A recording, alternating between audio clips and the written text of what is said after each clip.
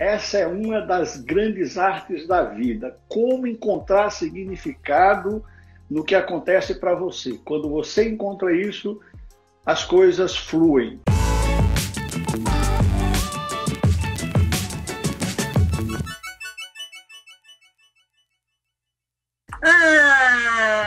Querido!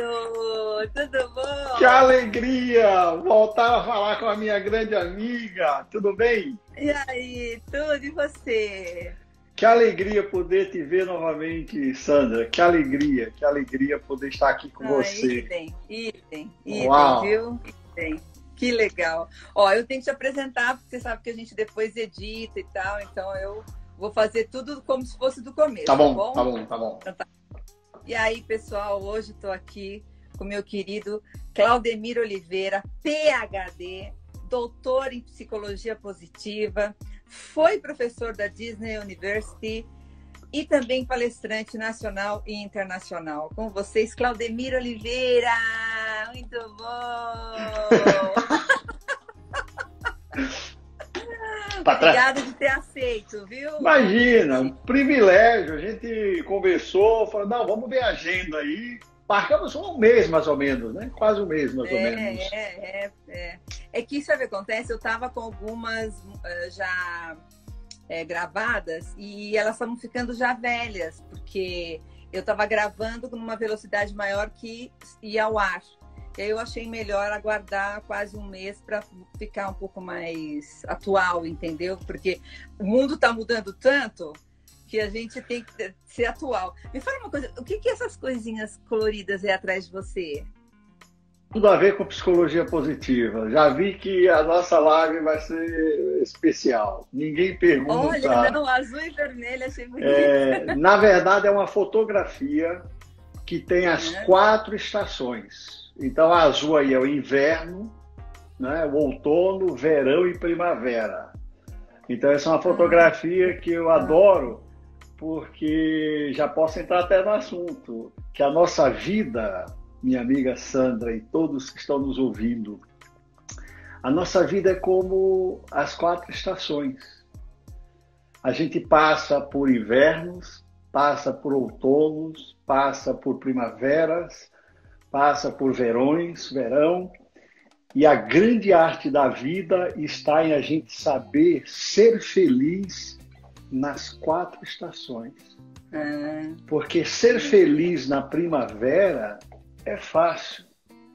A gente precisa encontrar uma razão, um racional dos nossos outonos e principalmente dos nossos invernos. Há muita coisa linda no inverno que só nós, todos nós passamos pelas estações. E as pessoas que querem ser felizes só na primavera têm e terão sempre muitos problemas, porque vai ter inverno, vai ter outono e vai ter verão, e faz parte da vida. Então, essa fotografia, ela traz essa mensagem de que a gente precisa encontrar significado nas coisas, seja nas coisas boas, seja nas coisas não tão boas, que trazem tantos ensinamentos para a gente, né? Então essa foto aí tem esse significado. Que bom que você perguntou, ninguém pergunta. Adorei.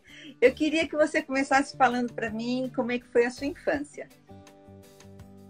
Minha infância, nasci numa cidadezinha do Nordeste do Brasil, chamada Arapiraca, Alagoas.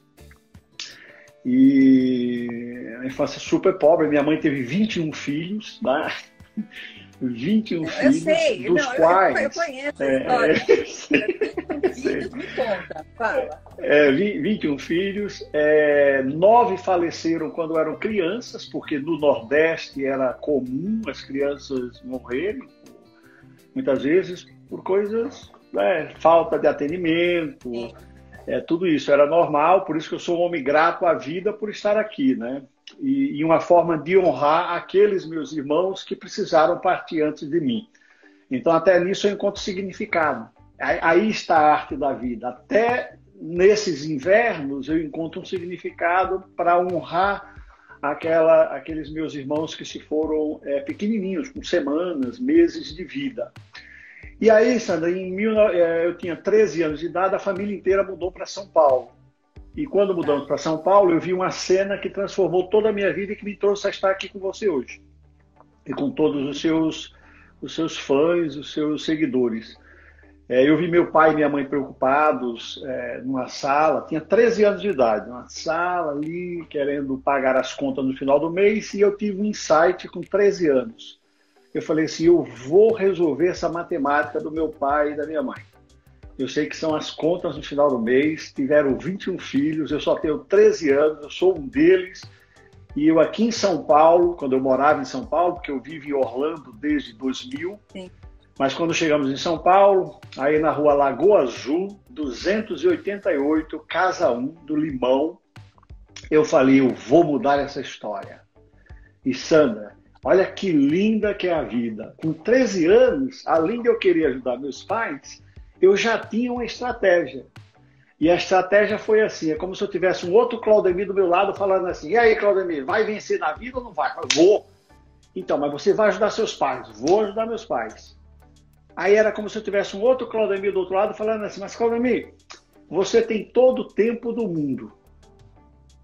Mas os seus pais têm o mesmo tempo, teoricamente, que você? E meus pais já têm uma certa idade. Eu falei, teoricamente não. Então esse Claudemir número 2 me falou assim, então corra contra o tempo. Se você quiser chegar antes do tempo, você vai precisar correr contra o tempo. E eu descobri, Sandra, que a minha chance seria através da educação. Eu falei assim, com essa cabecinha grande, com esse meu sotaque aqui em São Paulo, eu vou ter que me virar nos 30, não vou ter que correr atrás. E aí, Sandra, era office boy durante a semana, à noite estudava, e sábados e domingos eram os dias que eu tinha para correr contra o tempo. Para estudar inglês, estudar francês, estudei italiano, estudei espanhol, estudei latim, queria ser jornalista, aí fui batalhando, queria estudar na Casper Libro, porque era um sonho estudar na Casper Libro, entrei na Casper Libro, porque eu queria ser um correspondente internacional, tudo isso em busca de ajudar meus pais. E daí as coisas me levaram até aqui. E isso eu chamo em psicologia, tem um termo científico chamado teoria do caos. Teoria do caos, que ela é popularmente conhecida como a teoria das borboletas, né? Efeito borboleta, que um cientista da Harvard, eles têm um estudo, acho que é Edward Lantes, que comprova que se uma borboleta no Amazonas bater as asas só uma vez, não todas as vezes, só uma vez, isso dentro do nosso ecossistema, é capaz de causar um tornado no Japão, por exemplo. E isso é científico, né? É só entrar no Google e entrar teoria do caos. É provado cientificamente que tudo está em sincronia no universo. Eu uso essa analogia da teoria do caos para as nossas vidas. Então, o que foi essa borboleta? Um batidinha me trouxe até aqui, esse momento está em Orlando falando com você aí. Foi aquela cena vendo os meus pais preocupados em pagar a conta do final do mês. Então, todos que estão te ouvindo aí, incluindo você, nós temos nas nossas vidas muitos momentos borboletas, muitos teoria do caos, algo que te levou à área de palestras, né? Algo que te levou a estar onde você está hoje. Então, existem essas analogias que eu faço, e essa, então, é a minha infância, querendo ajudar meus pais, aí esse sonho de estudar nos finais de semana, nunca parei até hoje, estou com 55 anos, com um corpo de 25 e cabeça de 22, então, sou um homem feliz com inverno, com verão, com primavera. O que vier, eu busco significado. Essa é uma das grandes artes da vida. Como encontrar significado no que acontece para você. Quando você encontra isso, as coisas fluem. Então, esse sonho de ajudar meus pais acabaram me levando para companhias aéreas. Eu já estudava inglês, final de semana, ali, sábado e domingo.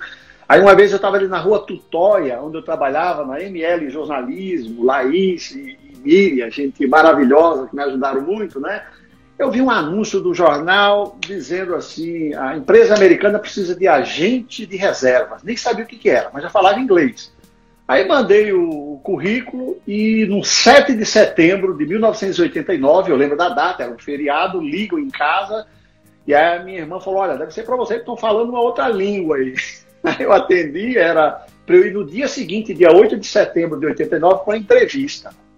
Sandra, fui lá. Assim, a única roupa que eu tinha, eu acho que eu tinha um jeans naquela época e 2 camisas. Não tinha paletó, nada disso. Chego lá, todo mundo bem vestido. Eu falei, gente, o que eu estou fazendo aqui, pelo amor de Deus? Para resumir essa história, era para uma vaga do call center da Eastern Airlines, uma empresa que não existe mais hoje, americana, e eu consegui pegar aquela vaga lá. Né? Na hora que chegou a minha vez ali, todo mundo me olhava, eu parecia uma atração. Isso eu nem imaginava que ia trabalhar na Disney, porque todo mundo bem vestido e lá estava Claudemir daquele jeito lá. Mas consegui esse emprego, comecei na Eastern Airlines, depois fui para American Airlines, comprou a rota da Eastern Airlines, eu cuidava de eu liderava o call center da American Airlines, atendimento ao cliente já nessa época. Depois a United Airlines entrou ao Brasil, eu fui trabalhar na United Airlines na área comercial, né? Eu era o líder de São Paulo e sul do Brasil para toda a área comercial da United Airlines. E em 95, a Disney estava buscando um executivo para abrir a divisão Parques e Resorts aí no Brasil. A Disney já tinha outros escritórios, mas faltava o escritório da divisão Parques e Resorts, que é a maior divisão dentro da The Walt Disney Company. Só para as pessoas terem uma ideia, a Disney, antes da pandemia, tinha aproximadamente 223 mil funcionários, e só dessa divisão Parques e Resorts eram mais de 150 mil funcionários. Então, por aí dá uma ideia da dimensão do tamanho da empresa. Aí abri o escritório da divisão Parques e Resorts no Brasil, fui o primeiro executivo, cast member da Disney no Brasil. Em 2000, eles me transferiram para que eu liderasse aqui, desde Orlando, na Flórida, a estratégia global de treinamento, baseada no sucesso que nós tivemos em São Paulo, no Brasil inteiro.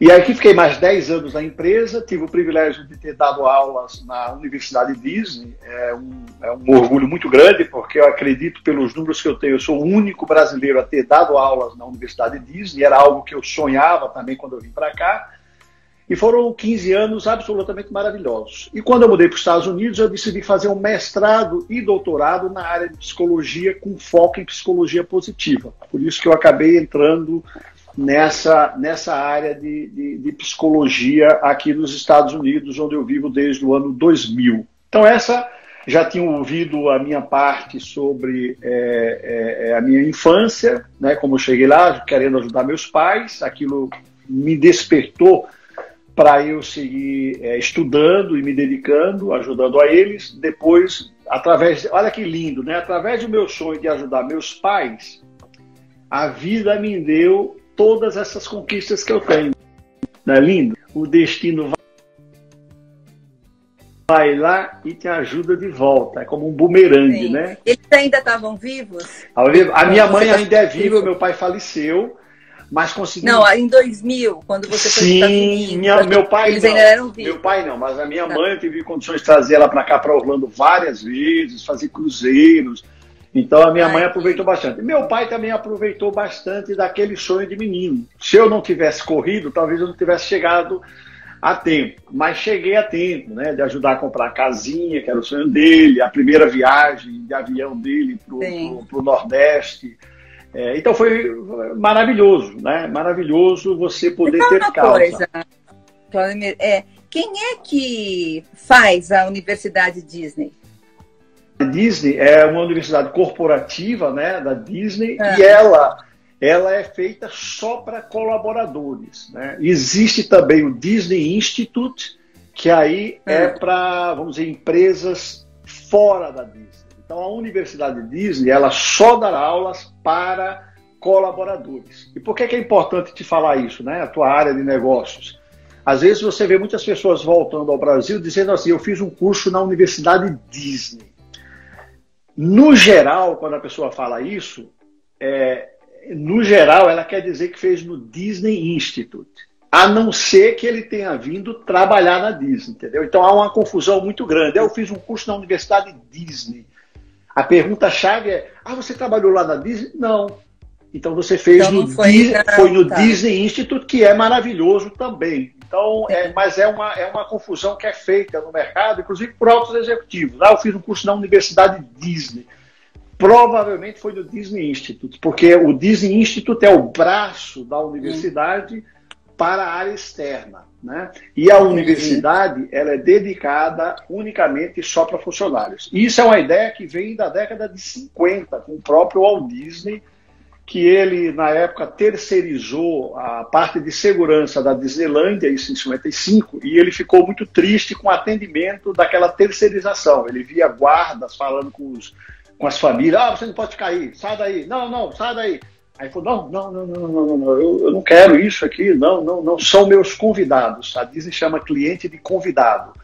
E a ideia da Universidade Disney nasce aproximadamente nessa época, onde ele diz, do meu lado, estudando dentro da própria universidade. Então ali era o embrião da Universidade Disney, que só para vocês saberem, reconhecida no mundo inteiro hoje como inspiração para a maioria das universidades corporativas. Então, se você pegar qualquer grande universidade, seja de McDonald's, é só você pegar, veio depois de 1955, provavelmente pode ter um dedinho ali de inspiração na Universidade Disney, que existe até hoje, e eu tive esse privilégio de dar aulas lá. Foi absolutamente maravilhoso.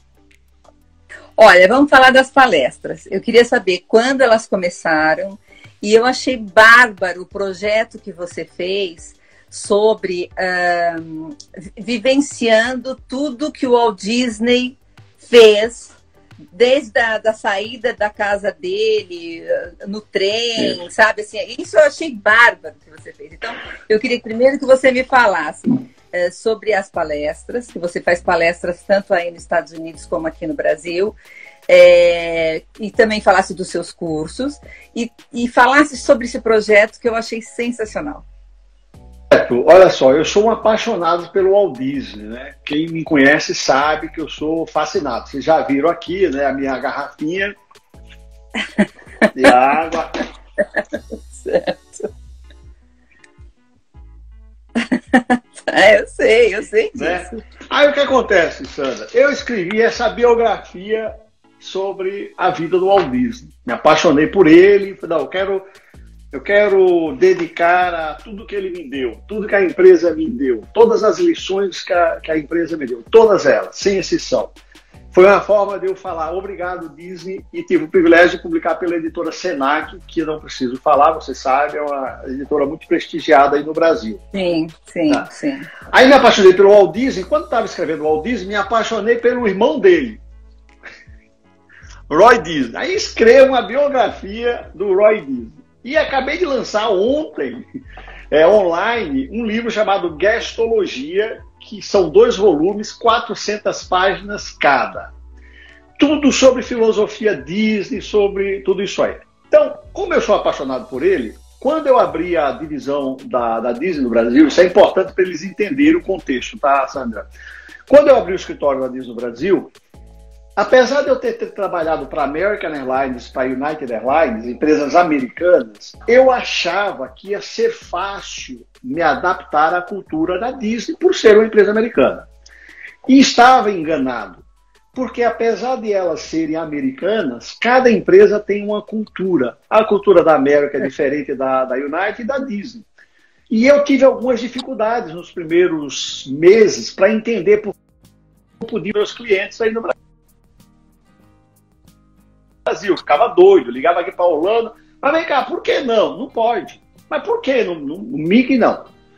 Quer usar o Winnie the Pooh? Eu falei, não, mas eu gosto do Winnie the Pooh, mas não é isso, eu quero o Mickey. Não, o Mickey não pode. E aí eu não entendia um pouco essa cultura, e aí eu tive um insight, um outro efeito borboleta. Eu falei, Claudemir, estuda a vida do cara que criou essa empresa.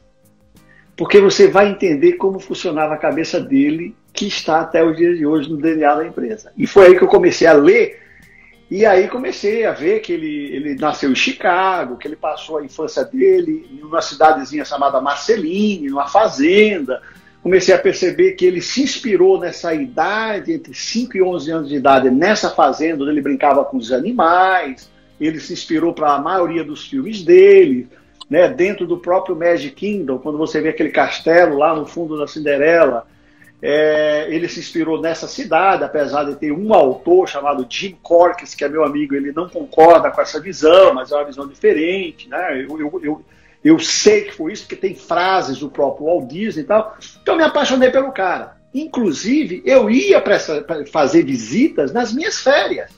Tirava minhas férias no Brasil, pagava do meu bolso, ia para Chicago, para Marceline, para Kansas City, para Paris. Tudo dinheirinho que eu tirava do meu bolso quando eu vou estudar o cara. Investimento, né? Investimento. Já estou dando uma dica para os ouvintes, para quem, né, para os seus seguidores. Pessoal, não espera tudo da empresa. Entendeu? E se a empresa te dá, agradece demais. Não é que a empresa não queira fazer, às vezes ela não pode fazer, entendeu? Já imaginou se a Disney agora resolvesse dar para 77 mil funcionários antes da pandemia aqui em Orlando, agora tá bom, vamos lá para Marceline, lá conhecer a terrinha lá. Não dá, meu. Você tem que tomar uma decisão. Não, a Disney não tem que me dar isso, não é obrigada. Né? E me chamavam de bobão, de tolão, né? Ficar gastando aí, a Disney tem que pagar. Pois é. Eu sempre gosto de ser o otário da sala. Seja o otário da sala. Faz lá tudo que o professor pede, deixa o carinha do teu lado falar que você é bobão, trouxão. Lá na frente ele pode estar trabalhando para você. Enfim, me apaixonei pela história do Walt Disney. E quando eu escrevi esse livro, e o do Roy, eu falei assim, bom, eu tenho um produto que vai ser o seguinte, você lê os meus livros sobre a vida dele, esse programa que eu tenho aqui dos Estados Unidos é exatamente você viver o que você lê no livro. Então, quando eu falo de Chicago, onde ele nasceu, eu conheço, Sandra, a dona da casa onde o Walt Disney e Roy Disney nasceram, que está sendo transformada hoje, são empresários de Los Angeles, né? Mas é o filho já, deve ser o filho ou o neto, né, da casa. Não, a casa onde ele nasceu, em 1901. Sim, mas você falou, eu conheço a dona da casa, sim, não é a sim, dona da casa. Quem comprou. São empresários que compraram essa casa, estão transformados. Então, a gente visita essa casa, a gente entra no quarto onde o Walt Disney, Roy Disney, entendeu? Que legal. É difícil explicar. Para quem vai... daí a gente pega um trem, como ele pegou em 1905, e o meu grupo pega um trem 5 horas até essa fazendinha em Marceline. Ficamos 3 dias na fazenda. Eu conheço a dona do sítio onde ele brincava e onde ele se inspirava para fazer todas essas coisas que nós conhecemos no Disney hoje. A gente fica 3 dias lá, conhecendo a fundo, tendo inclusive como é que se fala? Um churrasco no quintal da casa onde ele brincava. Aí não termina aí. Aí, com 11 anos de idade, o pai dele teve febre tifoide, não podia mais trabalhar nesse sítiozinho, foi obrigado a ir para Kansas City, que fica a 2 horas de Marceline. A gente vai para Kansas City. Em Kansas City, nós visitamos os estúdios, visitamos esses locais todos, visitamos o Kansas City Art Institute, onde ele estudou. E aí, com 23 anos de idade, 3 falências, o Walt Disney desiste da animação. Muita gente não sabe disso. Ele desistiu da animação, Sandra. Falou assim. Não, eu li vários livros, inclusive o seu. Ah, obrigado. Aí ele desistiu da animação. Desistiu da animação e ele compra uma passagem só de ida, com $40 no bolso, e vai para Hollywood, porque ele queria ser diretor de cinema agora, não mais animação. Adivinha o que o nosso grupo faz? 36 horas de trem. Porque é seguir os passos da vida dele. Exatamente. O meu grupo pega 36 horas de trem, cruza 6 estados americanos até chegar em Hollywood. É a viagem. Mas vocês param? Vocês param ou não? Vai direto? Não, o trem vai parando, mas a gente vai para o destino é Hollywood. Então dá aquelas paradas de meia hora em cada local. São 2 dias, são 36 horas. Pernoite, então. Pernoite, tudo dentro do trem. Só que os trens aqui, né? Você tem lá um segundo deck ali, onde você fica o dia inteiro ali, vendo aquelas paisagens absolutamente maravilhosas, cruzando. A econômica de um trem é como se fosse um executivo ou primeira classe de um avião, né? E tem, para quem quer, uma cabine mesmo separada. Então, quando a gente oferece o grupo, a gente fala tudo isso. Então a gente chega em Hollywood, como ele chegou, visitamos os locais históricos, visitamos o parque, por exemplo, onde ele levava as 2 filhas para brincar, e ele percebeu que só elas brincavam. É aí que nasce a ideia da Disneylândia. Então veja que a gente pega desde o nascimento em Chicago, vai para a fazenda onde ele passou a infância, pegamos trem até Kansas City trem até Hollywood e tal. E as pessoas me perguntam, mas por que você não faz de avião de Kansas City para Hollywood, 3 horas, 4 horas no máximo? Porque o meu programa é seguindo, se pegar o avião, eu não estou seguindo o que ele fez. Número 1. Número 2, pergunta para quem fez qual é o highlight da viagem. Pergunta. As 36 horas de trem é absolutamente... é de tirar o fôlego, você está vivendo aquilo lá. E detalhe, na viagem, não é uma viagem só de passeio, é uma imersão de negócios. Sim. Então nós vamos estar estudando a vida dele e entender o império. Você tem todo um programa. Né? A gente entende o Império Disney baseado na cabeça, né, na genialidade dele, desde a infância até os últimos dias da vida dele. Então é um programa bem interessante. Hoje, você, fora esse programa e seus cursos, você também dá palestras. E quais são os temas das suas palestras?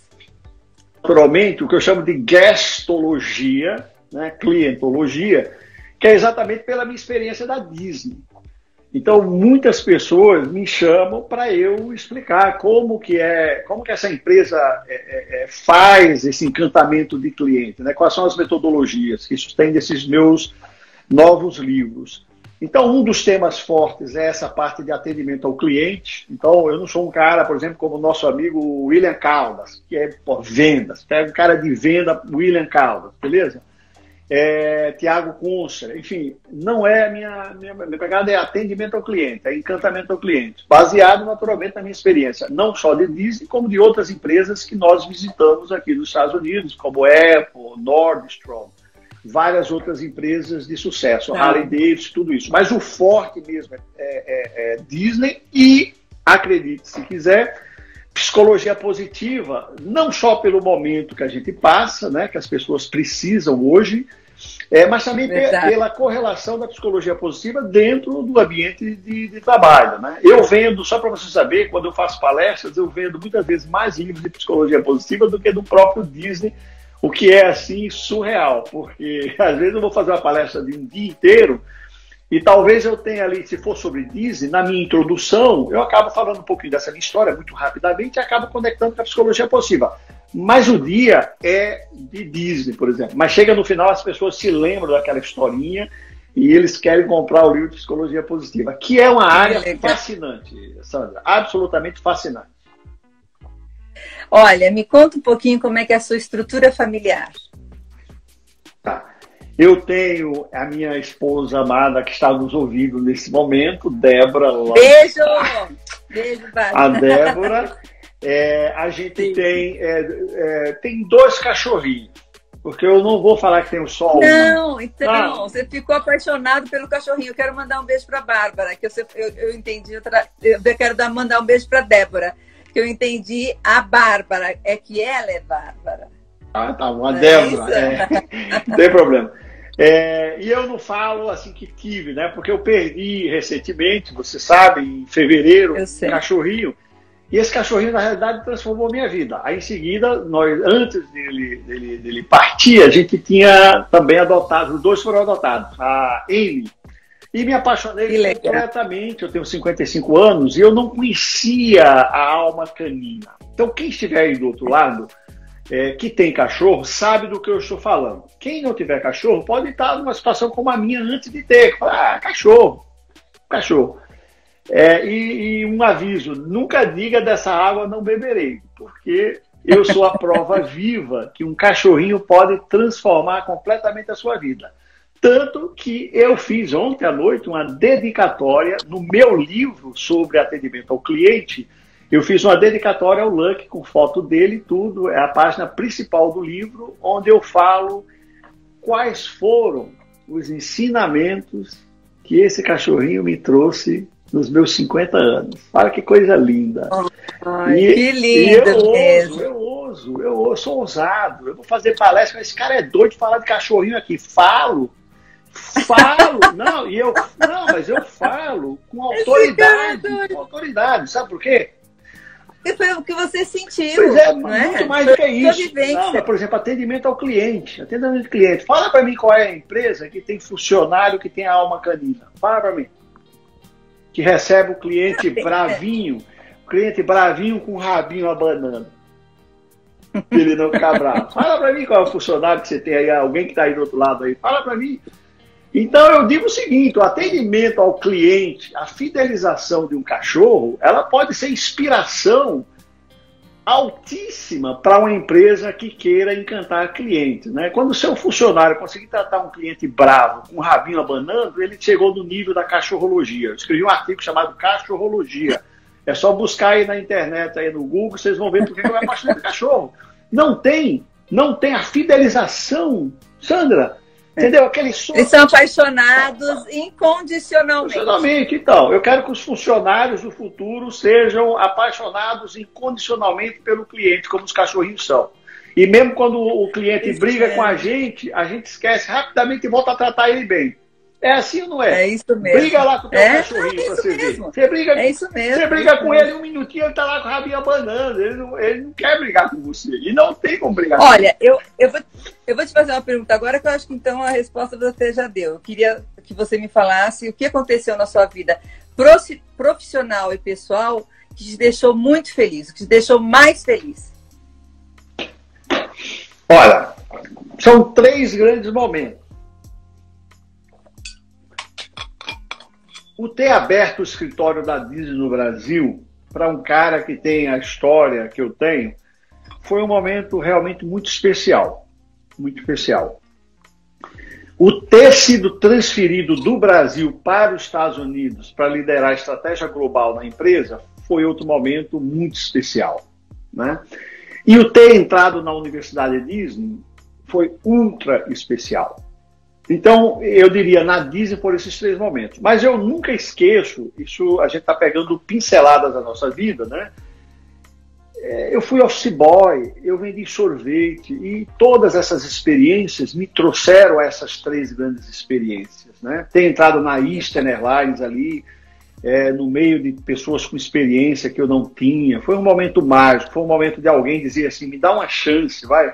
Me dá uma chance. O meu currículo, nesse momento, talvez não seja igual a dessas pessoas, mas eu tenho fome.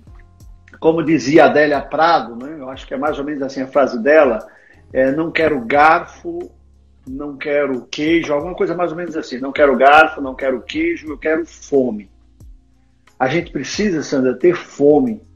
Porque você entregar queijo e garfo e faca em alguém que não tem fome não resolve absolutamente nada. Então essa frase dela é espetacular. Eu quero é fome. Aliás, ela usa o artigo, a fome. Eu quero a fome. É espetacular. Uma frase que eu trago ela nos meus pensamentos, né? Então foram momentos, absolutamente, todos eles foram momentos incríveis. E digo mais para você, inclusive os momentos tristes da minha vida.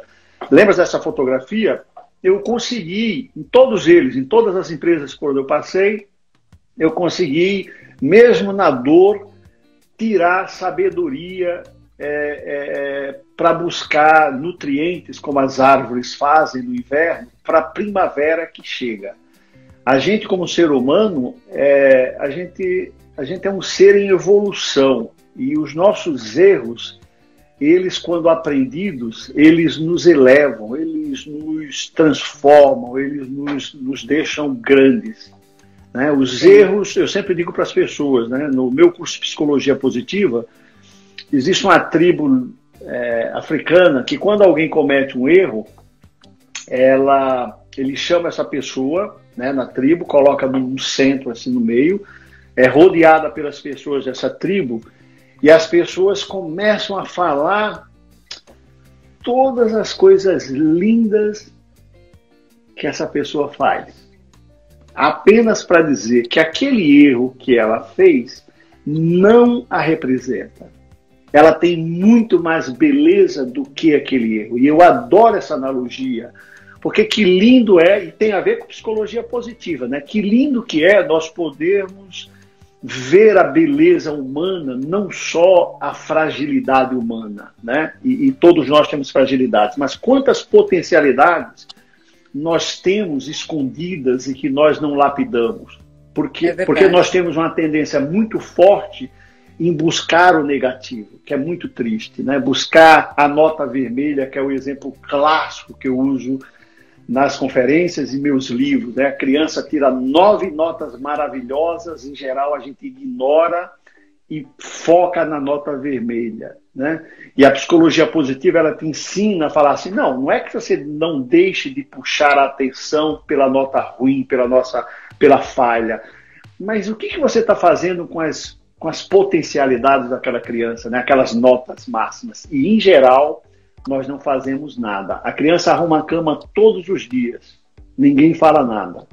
No dia que ela não arruma, sermão. Isso está errado.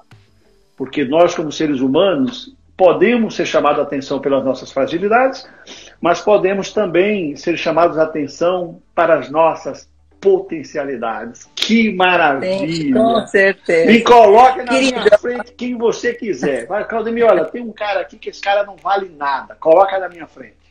Coloque na minha frente uma hora com ele ou com ela. Pode trazer. E eu vou encontrar diamantes. Diamantes. Deixa eu te falar, meu querido, olha, eu ficava falando com você aqui até anoitecer. Nós estamos com uma diferença de 1 hora, mas agora eu queria te pedir que você desse uma dica para as pessoas que estão nos ouvindo. Esse vídeo vai ser gravado, vai ser colocado nas nossas redes sociais e também no YouTube. Eu vou ficar do ladinho do Claudemir. E para a gente se despedir, eu queria que você falasse uma dica para as pessoas que estão nos ouvindo. Uma dica sua. Tem a ver com a fotografia, eu vou insistir. Né? Encontre uma fórmula de ser feliz no inverno também. Né? Todos nós temos inverno. No inverno, no verão, todos os anos. A primavera, é muito fácil ser feliz na primavera, é lindo, maravilhoso. Mas vou fazer uma analogia, Sandra, que todos vão gostar. No inverno, como vocês estão vendo aí, as plantas parecem feias, né? Sem flores, mas existe um processo em que é no inverno que as raízes dessa planta feia, ela está tendo um processo ali que as pessoas não percebem. Elas estão baixando, as raízes são fortalecidas e elas vão descendo em busca de nutrientes e água. Adivinha para quê, pessoal? Adivinha para quê? Para a primavera que está chegando. Para a primavera que está chegando. Assim como essa árvore que está cabisbaixa, que não parece feliz, ela está buscando nutrientes e água para a primavera que está quase chegando. Você que está aí do outro lado, quando você passar por um inverno, ou se estiver passando agora, não se esqueça dessa analogia. O nosso inverno, a nossa dor, ela é necessária.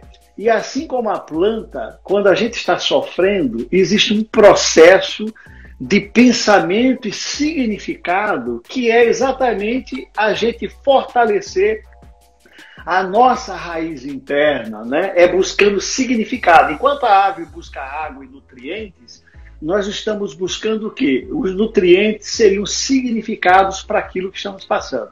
E a tua primavera está bem próximo, né? E se você estiver na primavera, aproveita a primavera.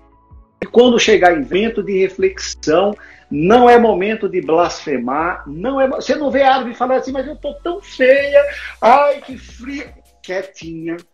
Quietinha, tudo quietinho, e há um processo absolutamente maravilhoso, espetacular da natureza e que nós podemos adaptar para a nossa vida. É momento de reflexão, buscar significado para a primavera nossa que vai chegar, né? Eu costumo dizer, só para terminar, que a academia está para o teu corpo físico, né, criar músculos, como o sofrimento está para a sua alma.